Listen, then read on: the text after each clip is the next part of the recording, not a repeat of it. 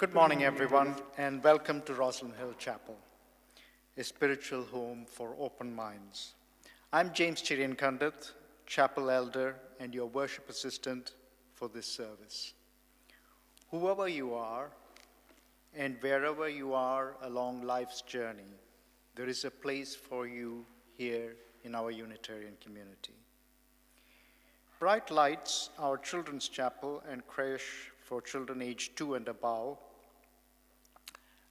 will be running today. Babies under 2 are welcome in the creche but need to be accompanied by an adult. If you're watching at home, please join the virtual side aisle at midday. The Zoom link was in the weekly email, and you can find it via the link in the YouTube description as well. And for all of you here in the chapel, do join us for refreshments in the real side aisle after the service. This evening at 7 o'clock, 7 p.m., we will have a labyrinth walking meditation. So come and walk in silence and to music around a replica of the labyrinth on the floor of Chartres Cathedral. You can find information about all our activities on our website, and if you prefer a paper copy, the October edition of the Open Mind newsletter is available from the steward's table at the back. We have, for some time now, returned to the practice of passing the collection basket, and we will do this during the offertory. For some of us, this will be a symbolic act, especially if we intend to pay by card. The card reader will be available after the service, again at the steward's table. This month, we are supporting our chapel's winter shelter or cold weather shelter.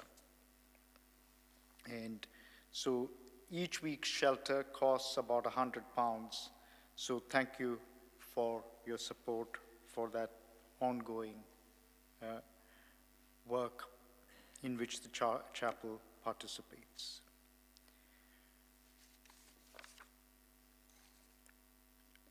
I shall now light the chalice.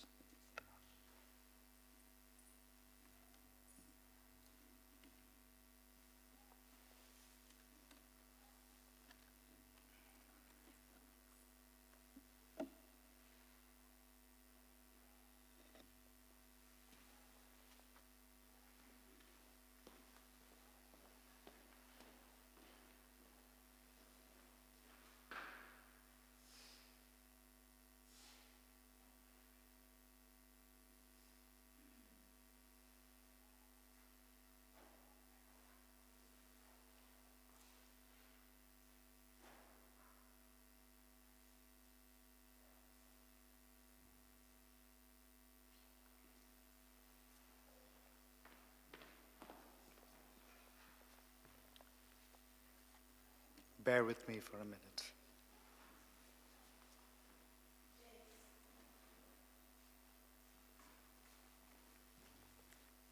Thank you very much, Alison.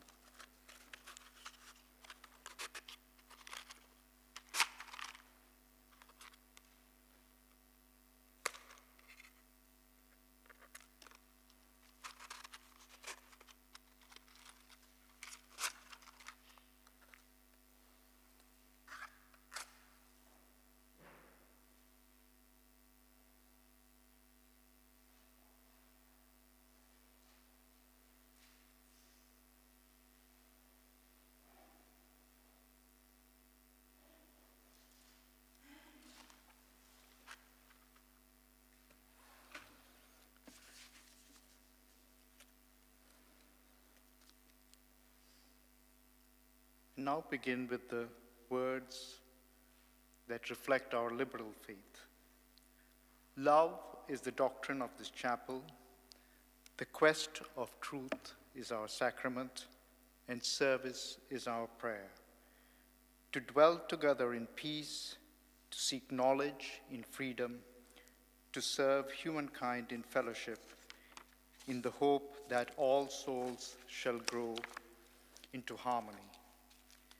This is our great covenant, one with another. I'll now hand over to James Bell, whom most of you would know, as a member of our chapel board, who will be leading our service this morning.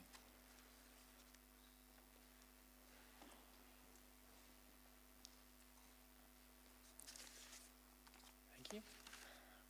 We'll start with hymn number 42 in your green hymnals, A Dream of Widening Love.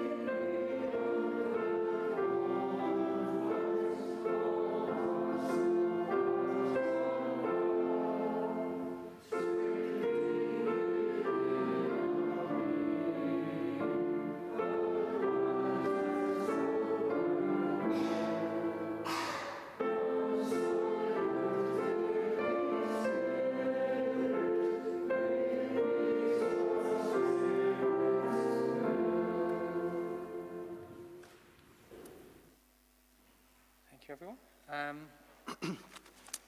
I invite you all to now turn to the person next to you and introduce yourself and welcome them to chapel this morning. So I'll give you a minute to just say hello.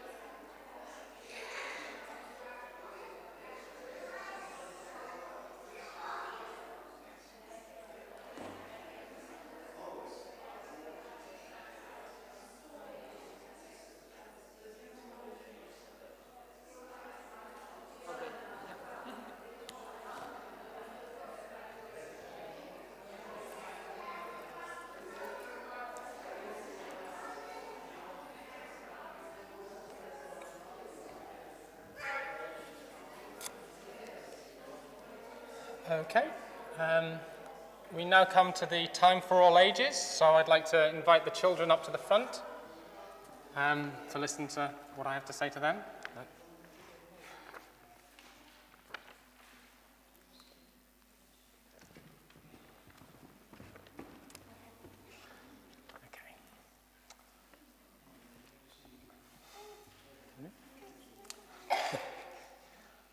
When I was a small child, I used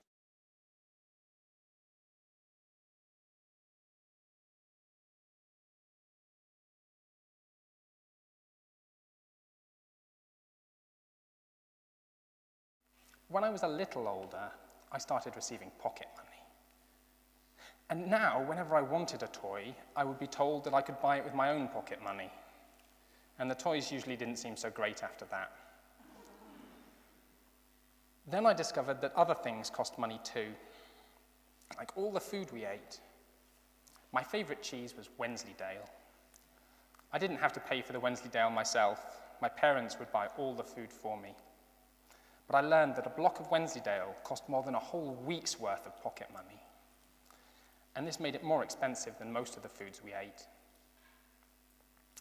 My parents had also taught me that we should share things with other children and love our neighbours as ourselves. And apparently, neighbours was code for everyone, not just the people next door. And I also learned that there were other children in the world who didn't have enough to eat.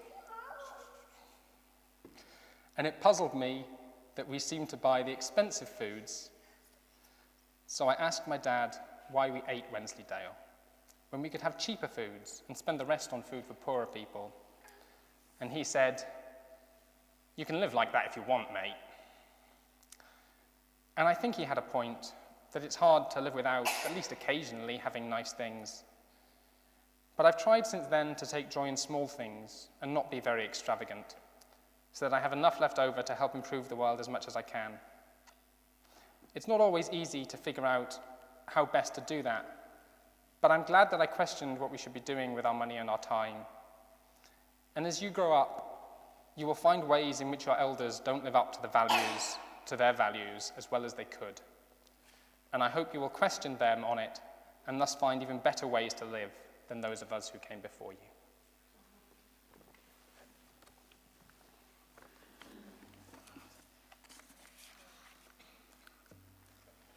We now sing the children out to Go Now in Peace.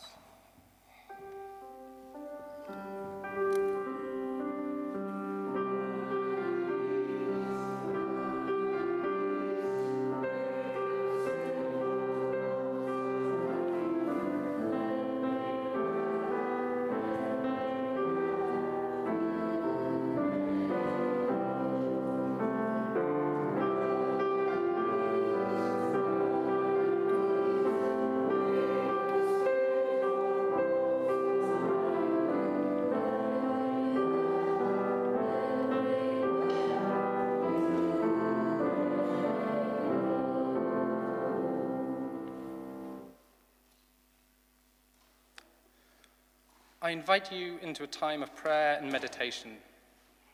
We come together in fellowship each Sunday with hearts full of joy and full of concern. If you are holding someone in your heart this morning, I invite you to say their name aloud in the coming moments of stillness, so that we may also hold them in our prayers.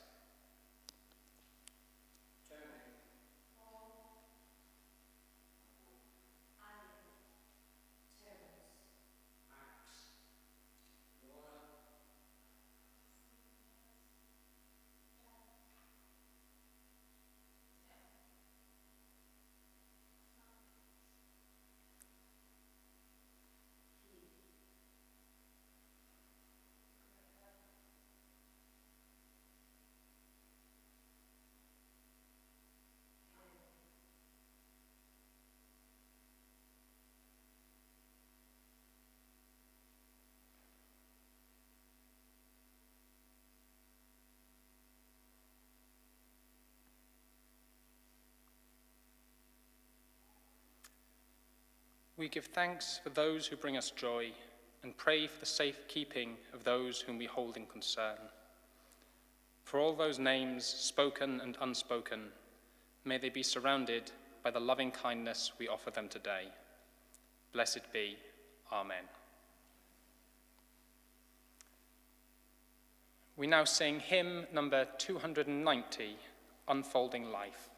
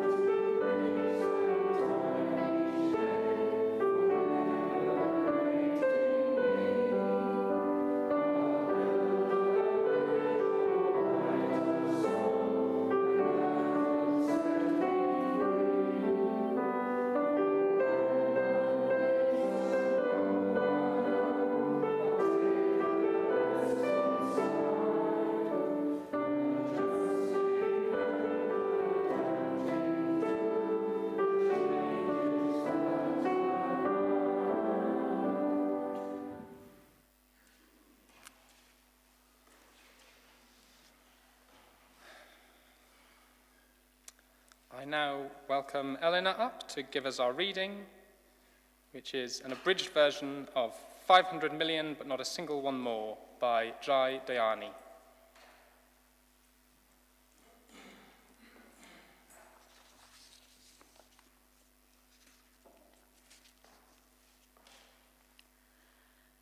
$500 million, but not a single one more. The first victim could not have been recorded. They were someone's daughter or son and someone's friend, and they were in pain, confused, scared, victim of a mad, inhuman God. There was nothing to be done. Humanity was not strong enough. In ancient Egypt, it attacked slave and pharaoh alike. In Rome, it decimated armies, not the only of its kind, but the most devastating. For a long time, there was no hope, only the bitter, hollow endurance of survivors. It was observed that survivors of the mad god's curse would never be touched again. Not only that, but this power could be shared by consuming a remnant of the wounds. There was a price, for you could not take the god's power without first defeating it, but a smaller battle, on humanity's terms. An idea began to take hold. Perhaps the ancient god could be killed. A whisper became a voice became a call became a battle cry. Humanity began to cooperate, dispatching masters of the craft across the globe. Governments mandated that all citizens protect themselves, for giving the ancient enemy a single life would put millions in danger. And, inch by inch, humanity drove its enemy back. Fewer friends wept. Fewer neighbours were crippled. Fewer parents had to bury their children. Millions became thousands. Thousands became dozens. And then, when the enemy did strike, scores of humans came forth to defeat it. The last enemy's attack in the wild was on Ali Mayal Marlin in 1977. The months afterwards, dedicated humans swept the surrounding area, seeking out any last desperate hiding place. They found none. 43 years ago, on December the 9th, 1979, humanity declared victory. This one evil, the horror beyond memory, the monster that took 500 million people from this world, was destroyed. You are a member of the species that did that. Never forget what we are capable of when we band together and declare battle on what is broken in this world.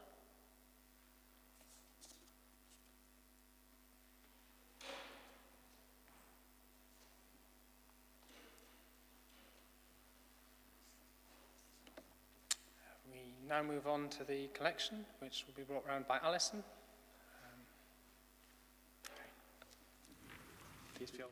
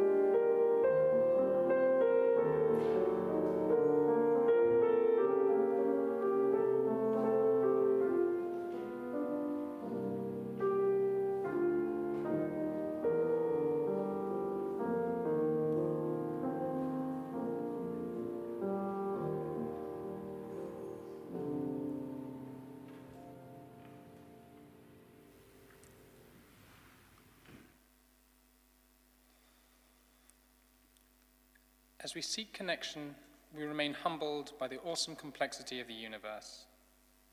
In this time of prayer, let us give thanks for our community and our many gifts by naming our blessings quietly to ourselves in these moments of stillness.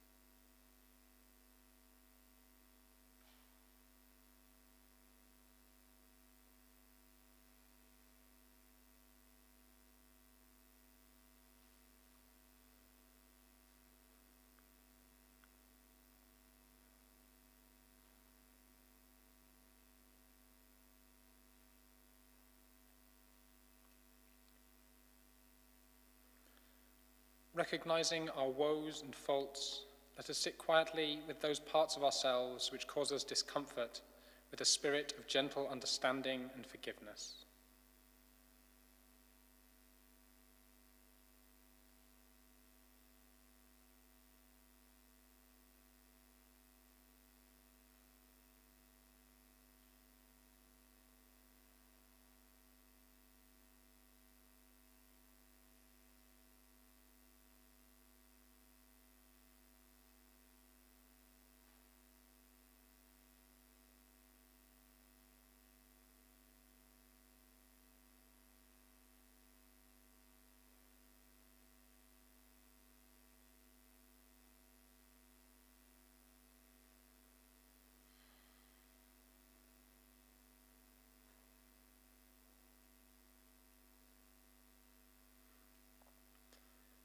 we open up our hearts to listen to the wisdom of the still small voice that may speak in these quiet moments.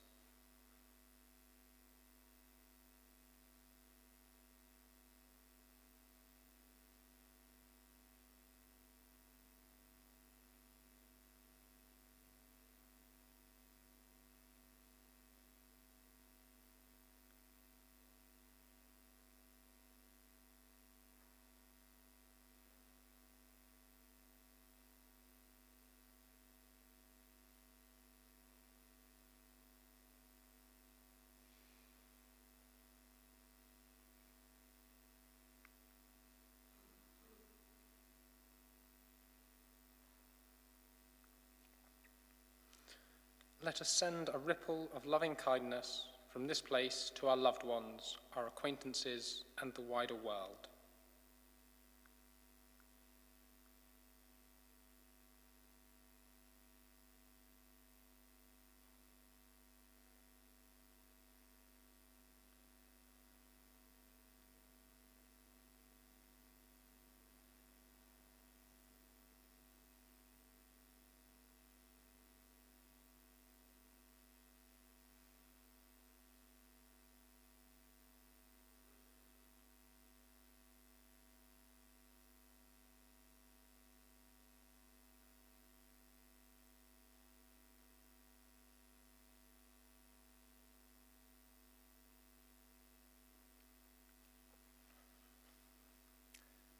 Blessed be. Amen.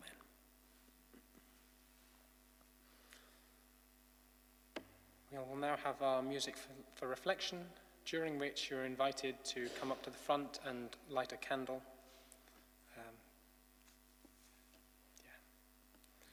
Okay.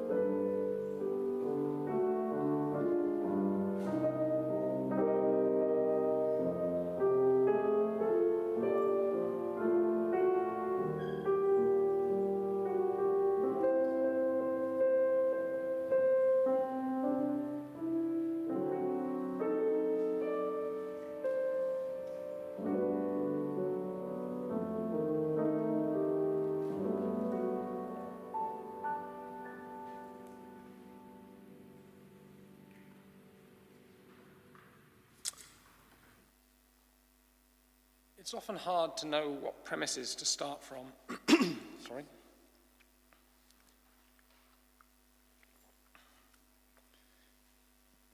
It's often hard to know what premises to start from when trying to convince Unitarians of something.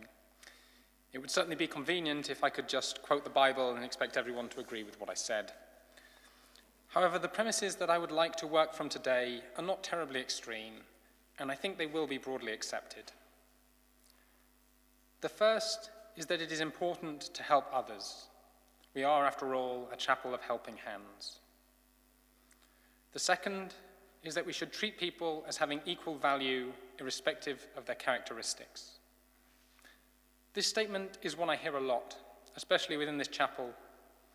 I'm not particularly fond of hearing it because I think there is a lot of ambiguity in what is meant by both equal and value, and it is too often easy to hide our hypocrisies in these ambiguities.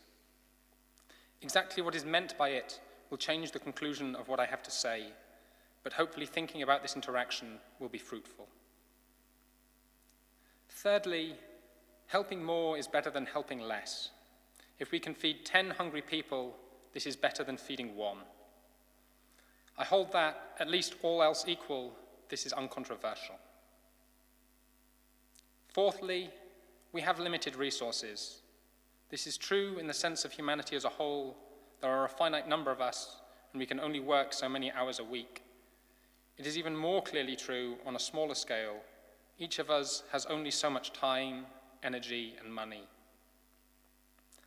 Finally, there are options that we have for how to act that are tremendous opportunities and/or horrors, depending on how you look at them. There are organizations in the world today who could save the lives of children for mere thousands of pounds each, but they are funding constrained. This claim should not be considered implausible. The NHS will spend up to roughly £30,000 to buy an extra year of healthy life for a British person. It would take the poorest people in the world 4 decades to make that much money, and most of that they would have to spend on food. It should not be surprising that they have fairly basic healthcare needs that are not being met. Research has shown that specific interventions to meet these needs can be highly effective. Altogether, I claim we should help others, people should be valued equally, it is better to help more than less, we have limited resources, and there are opportunities to help. That is a collection of premises, but what follows from them? Firstly, I claim that charity choice is important. If we are to help others and value them, then we should care about how effective our actions are at helping them. If 2 bakeries sold bread and one charged £4 a loaf and the other 40 pence, you would notice the difference in expense per loaf and you would care. If one charity saves a life for £4,000 and another for £4 million, we should care far more.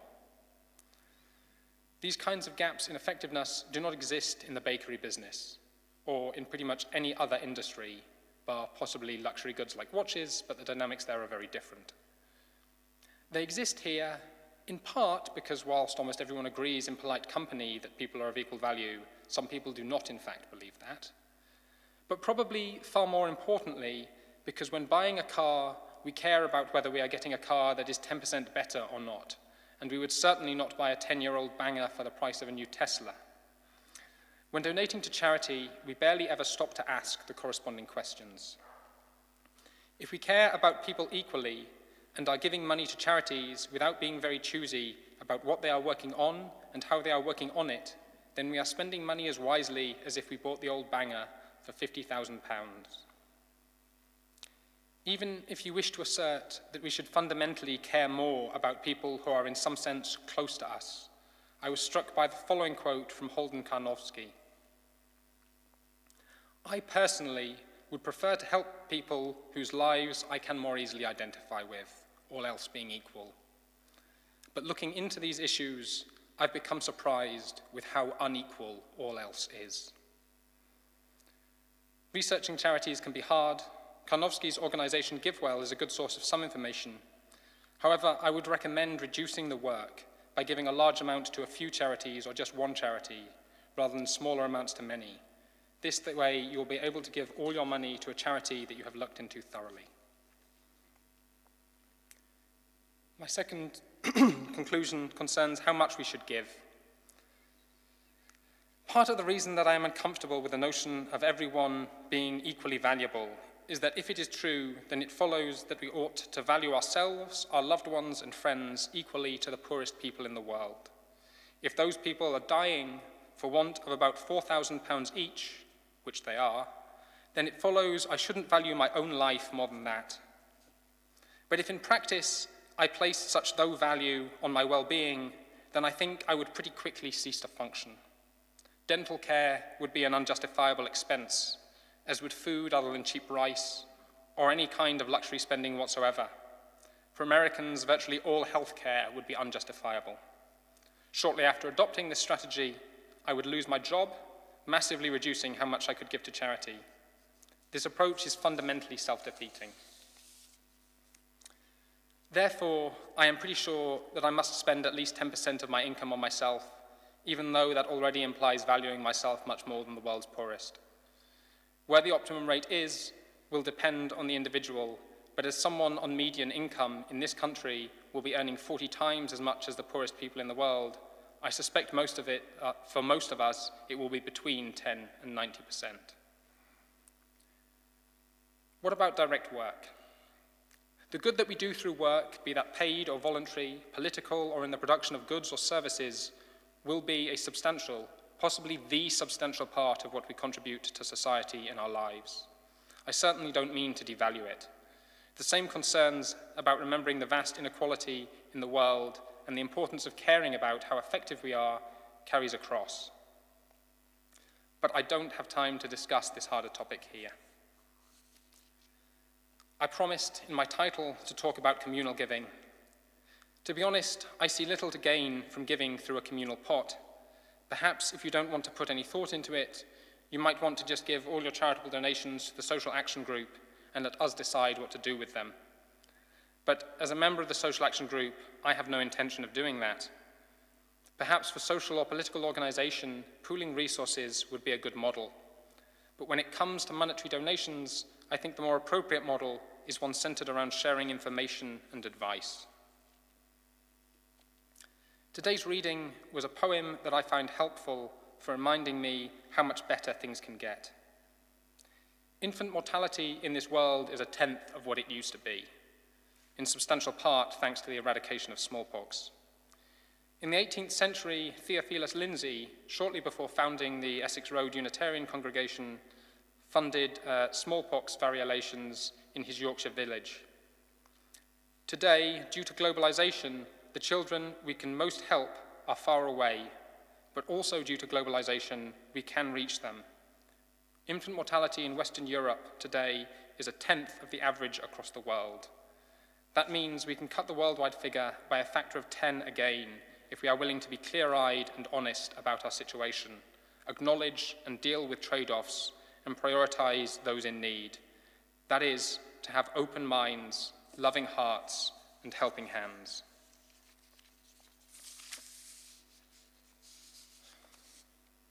We now sing hymn number 192, A New Community.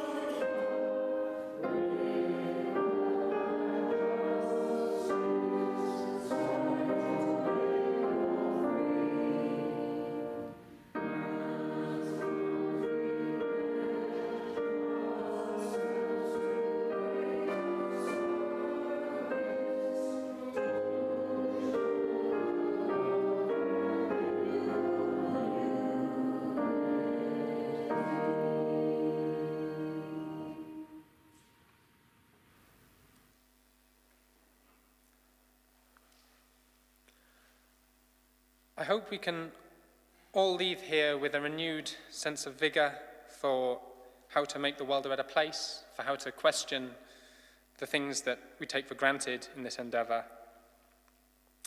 And you can feel free to start by questioning me. Thank you very much. Please sit down.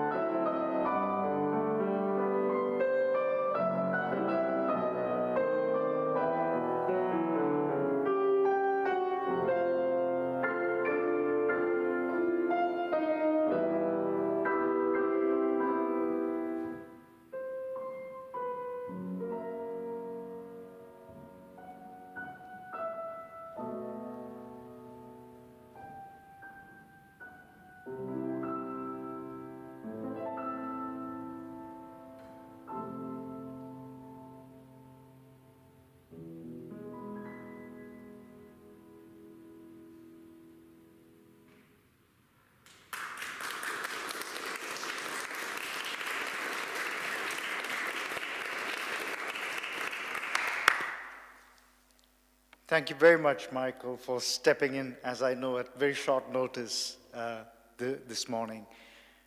And thanks very much to James for giving us so much to think about. I mean, I think that was one of the most thought-provoking messages that I've heard for a long time. Please do join us in the side aisle for some refreshments.